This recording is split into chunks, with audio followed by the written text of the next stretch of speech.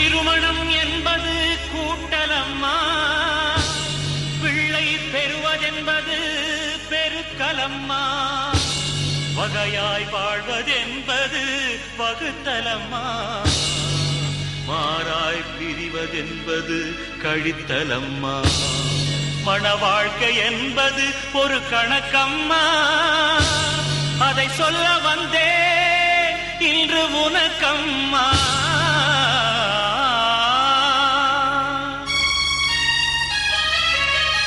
கல்யாணமாயிரங்காலத்து பயிரம்மா,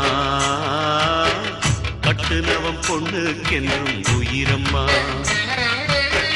கல்யாணமாயிரங்காலத்து பயிரம்மா,